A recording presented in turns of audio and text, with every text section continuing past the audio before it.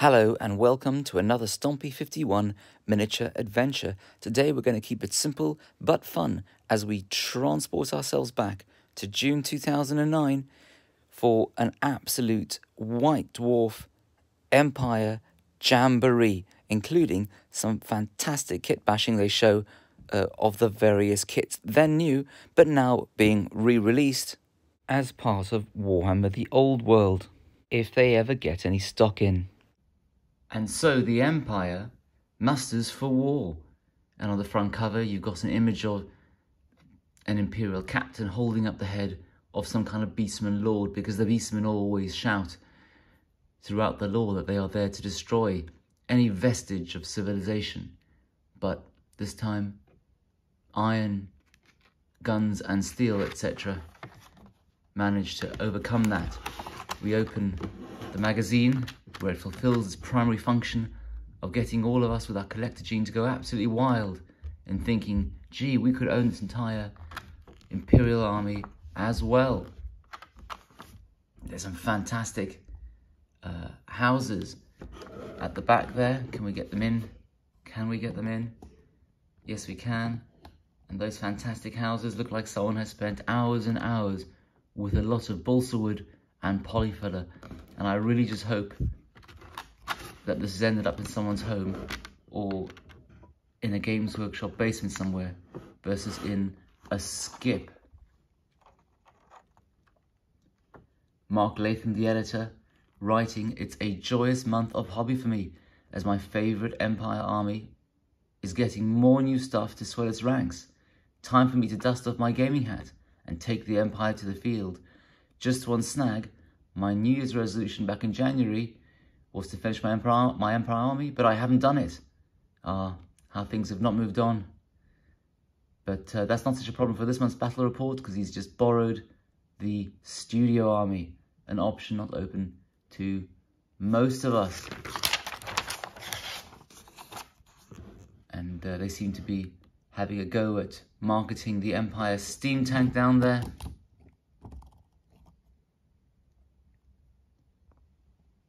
Isn't it gorgeous? I've got one of those, plastic. It has never been easy to assemble one of these lumbering iron behemoths. Truly the enemies of the Empire will tremble in its wake. And I mean, yes, I remember having to use a kind of hammer and pliers to kind of get the metal one to fit together. Clad in magnificent gleaming suits of dwarf forged plate armor, only the bravest and most honourable soldiers are ever promoted to the ranks of the Great Swords. This new kit allows you to build 10 elite Empire soldiers. And I remember when this new kit came out, people used to call it a kit of the gold swords because they were so expensive, because the average plastic figure kind of had shot up from like £1 or whatever it was to like £3.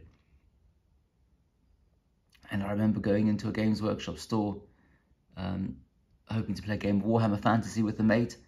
And the guy behind the counter, a lovely fellow, who did sound like the Count from Sesame Street. I love to count. Скорее, русский не был, болгарец был. And he was like, I'm sorry, but today no games of Warhammer Empire, Warhammer Fantasy. And I was like, well, why not? And he said, basically, you know, Warhammer Fantasy isn't really selling. We've got some kind of internal edict to just play loads of games of 40k because we just need to sell more Space Marines. And I was like, well, there's no one in the store. And he goes, yes, but that's, you know, we're hoping people will come. But the thing is, it was, you know, off the beaten track as part of the Games Workshop kind of principle of taking units on secondary or tertiary retail frontages where like there's no passing trade. So I said, look, I see that there are about 20 boxes of great swords over there. How many have you sold today? And he kind of looks at the table and he goes, well, he says nothing. I said, I see. I said, look, why don't you go and ask the store manager who's doing whatever he's doing at the back, if I buy one of those boxes, can I play a game of Warhammer Fantasy? And he goes, I ask manager. And he came back and he said, you can play. I was like, great. And so I bought one and they sold one out of the 20 boxes. And the joke is now, people have inured themselves to all that cost. And presumably they buy them. And they were lovely in that store. People weren't that great at painting, so somehow by some miracle I won a painting competition. And they gifted me this miniature of the Elector Count Marius Lof. Dave Thomas clearly has a knack for designing Metal Empire special characters. This month we released Dave's brilliant take on legendary Empire character Marius Lof, the Mad Count of Averland. I mean, now he would be the neurodivergent Count of Averland, but still. But do you know what I did? I thought to myself, I've already got the old Count Marius Lof. Do I need to have two of them? And so I took this amazing miniature, which I kind of thought, well, it's a bit fiddly anyway, and I put it on eBay for like 10 quid and thought, gee, you know, I'd make 10 quid from something I never had.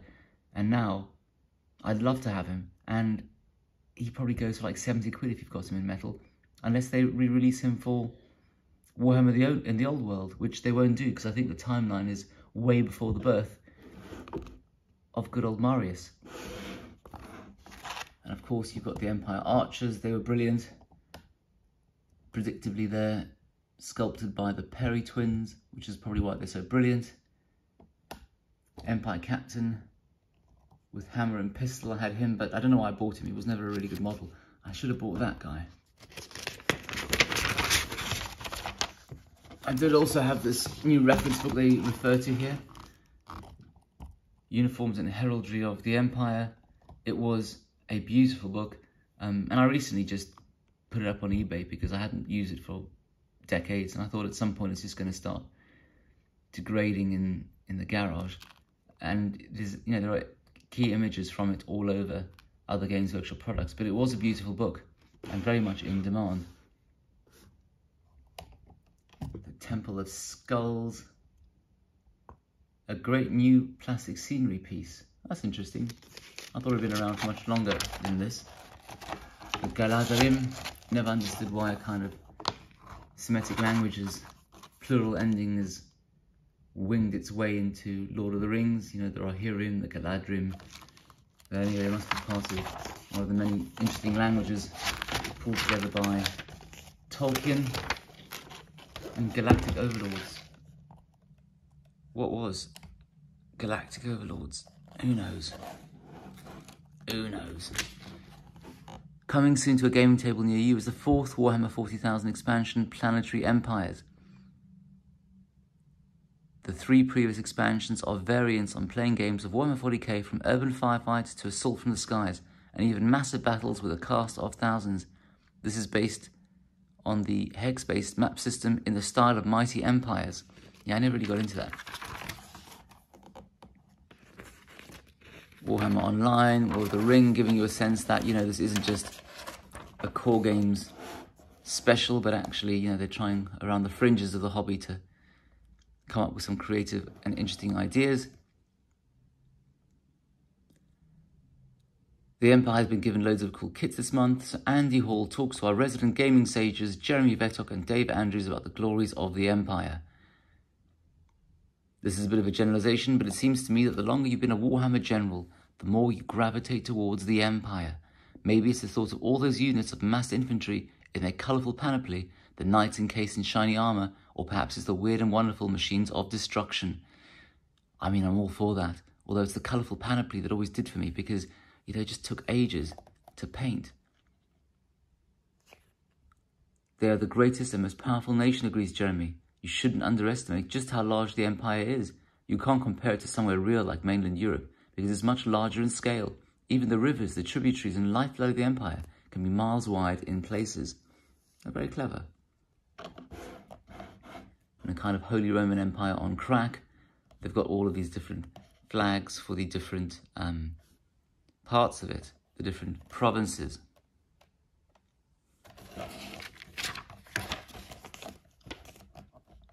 And the Empire State Troops, which I've always thought were never a really very good box set. The miniatures being slightly, I don't know, just a bit uninspiring. But the Wizard set being something totally different, in the sense of it just having a gazillion amazing pieces and very much weathering time till today. And there's the Altdorf Battle Standard Bearer over there in the corner, and I I've still got that piece sitting in my bits box, waiting for its day of glory when I finally get my hands on one of the really old steam tanks, put a warrior priestess in the front as you know, the captain of it, the commander of the tank, and that banner of Sigmar can be at the back, and it can be part of my Age of what's it called, Saga Age of Magic Faith Militant army. And there we've got Marius Lof again, just to bait me for having foolishly got rid of it.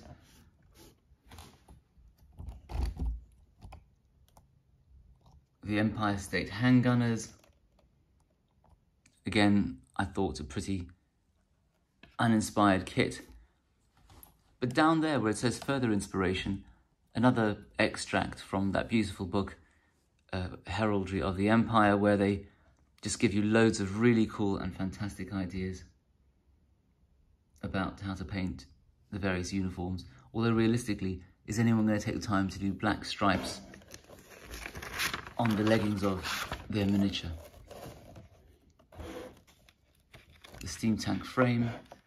What a poor dead-end task to be given to paint something in pieces. There's going to be a battle report over here, 2,500 point Talabheim army. We asked Pete Foley for some game-winning Empire tactics. Stand back and shoot, I guess. The Empire's strength lies in its diversity, begins Pete. Whatever you're facing, you can design an army list that can counter the foe. And if you don't know what you'll be facing, you can take a bit of everything, basically. You can have a very defensive infantry block, such as swordsmen, with a good save and striking capacity. If they charge, you can have a smaller block of halberdiers counter-charging the flank, or handgunners standing and shooting, taking a cheap infantry formation and turning it into a very effective unit. Ah yes, that was what I used to do. Wizards shouldn't be underestimated either. They are not the most accomplished magic users in the Warhammer world, but they've got a great spell choice, and they can pick a specific law to cope with the enemy. And then, obviously, all about artillery, in my humble view.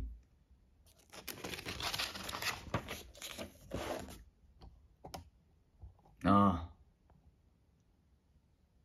warrior priest waging war for Sigmar with his countless flagellant minions, always reminding me of that extract I read from some psychology book once at the beginning in the introduction, saying, you know, mental health has been a relative matter throughout time. If someone walked out into the street and started flagellating themselves with a whip on the corner of Pimlico these days, people would think that they were, you know, that, well, someone would call, well, you hope someone would call social services and someone would come. But, you know, if this happened at the height of the plague, in the Black Death, well, this was entirely normal, alas, because that was the cosmic view of the world that people had at the time. And, you know, it was a rational way of trying to deal with what was going on around you. Another little amazing piece of artwork there from the Heraldry of the Empire book, you know, bringing out that there's this kind of cast of Habsburg-like nobles with their exotic creatures and very expensive armor, with kind of massed ranks of halberdiers and foot infantry marching behind them. And maybe that's a route towards getting through all of these, you know, finding strong colours that you don't have to go wild with, like blues and reds, which have generally always been quite good with coverage. Nothing special there, really. Let's skip past all of this stuff around War of the Ring, which never really took my fancy. I was never really interested in kind of almost true-scale humans. I like the kind of goofiness of the Middle Hammer period. I mean, again, I've never really been interested in this faux Vietnam 40k stuff. The Drums of War. Jeremy Vettock, the background for the Empire is so rich and inspirational that designing scenarios for it is not hard work. There are so many ideas you can choose from. So rather than picking one, we decided to play a series of linked games, heeding the call to war. It's 2515 by the Imperial calendar. The winter was long and harsh. Now there's spring. There's been border strife in Ostland, and their fierce Elector Count Valmir von Raukoff has requested aid from the Emperor himself, Karl Franz, because the Dark Gods have sent various hordes to go and attack. And that's a bit of an extract of what it looks like in the Heraldry of the Empire book. And again, a reason why I thought to myself, do I really need to keep it? The trap is sprung, onward for the Empire. The beasts prepare. So you've got all these plastic and metal beastmen fighting over these quite cool and funky looking late medieval, early modern housing units. Along came a traitor, Leitdorf's coalition battleground. As the word of Osterland's desperate needs spread across the lands, armies began the arduous march northwards. Marius Leitdorf, having set off straight from his bath onto the campaign trail, has amassed an army on the march. And his growing coalition has travelled up the old dwarf road, hastening over the long distance to bring aid to their comrades in the north. The Nuln general, the Grand Marshal Ludwig Gutmann, ill for days sent his top advisor, the bright wizard Ludus Ludus, to parley with the Elector Count. The council was brief, ending with the mad Count of Avalon drawing blades and attempting to slay the bright wizard. Men of the Empire, the Grand Marshal is being badly advised. I suspect treachery in the work of the great enemy. If we are to aid Ostland, we must fight through the blockade. Kill the wizard, because he has been bewitching the good men of Nuln. Oh, I see they had fun with that one. And there's the Leitdorf coalition. Marius Leitdorf. I just love yellow and black. I mean, Baron Siegfried, it just seems a bit less inspired. And I'm sure I've seen 3D sculpts of him floating around.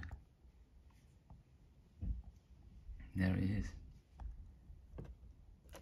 And they're all about blue and red there in Leitdorf. No, not Leitdorf, what's it called? Middenland. I never really understood all the differences between these different faux imperial Habsburg kind of provinces. And I always felt sorry they couldn't really bring out the coolness of these guys with their hackbutts, or whatever they're called, these giant muskets. Wicked Lucille, oh yes, I've got a few of those in plastic floating around somewhere, I think. And of course, the steam tank Deliverance. The battle commences.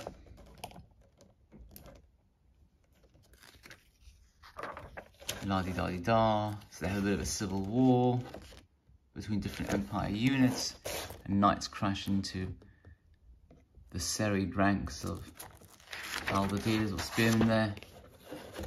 They manage to bring in the Temple of Skulls, very wisely getting in a piece of kit.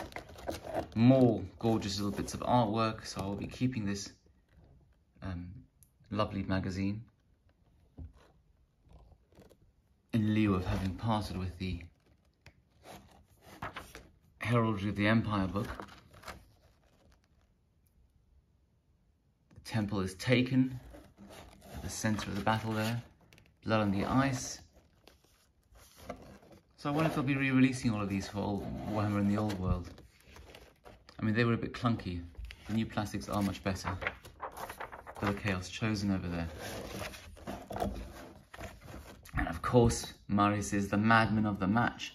He might be impetuous, he might be moody, he might even be a raving loony, it says. But Marius Leitdorf was beyond doubt the man of the match. Equipped with a deadly runefang, an additional hand weapon, and a bad attitude, the Elector Count of Avalon carved a bloody swathe through all comers. In the ridiculously large and swirling melee in the middle of the battlefield, Marius won 3 successive challenges, kept the knight to the White Wolf from routing, and the end was a difference between success and failure. So nothing wrong with thinking differently there. And now we come to, I suppose, the real reason why I've tried to show this, which isn't Gollum over there, or the mighty Zug, or the amazing Harlequin of Jez Goodwin. Sorry, the reason I actually got this magazine out in the first place to share with you at this moment in time was because you can really go to town with your characters when you take all the various Empire plastic kits and mix and match them. And I did this a fair amount, and let's see if we can get a decent camera angle. So what have we got over there? handgun marks from the body, legs, head and hat from the new greatsword kit. This captain made largely from the pistolier kit, but legs taken from the militia kit. That head's definitely from the wizard kit. The last of Dom's models, Dom Murray, is made up entirely from greatsword parts. This officious looking chap was based on the body of an archer kit. Yeah, I didn't see the point of having a guy who was bending over with some kind of written missive, but I suppose if you were doing a filler base for something like Kings of War, you could. This guy looks fantastic. The head of this Talabheim captain by Neil Hodgson is taken from the State Troopers kit and makes his hero look like a seasoned veteran. The sword arm and arm with helmet are both from the Knightly Orders kit. So that works out quite well. And the two at the bottom are just pretty bog standard. What we got here, again, those heads from the pistolier kit were really good at souping up infantry. Not really impressed by those. I think that really worked very well. I tried it myself. That's getting loads of arms from the handgunners kit and kit bashing them with the archers, which was quite tough and didn't really work. And I mean, that's just way too expensive, you know, mashing up the crossbowmen arms with the greatsword bodies, you know, because the greatswords were just so expensive.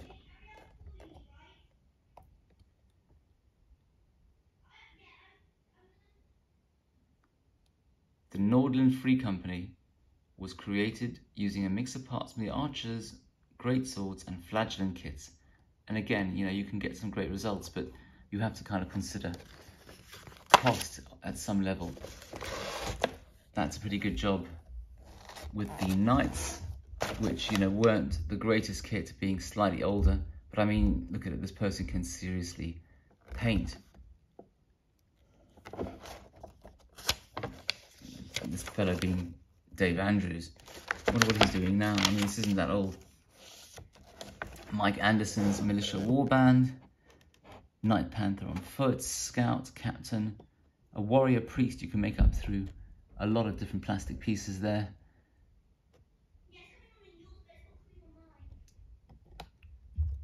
And then a load of vampire hunters at the bottom.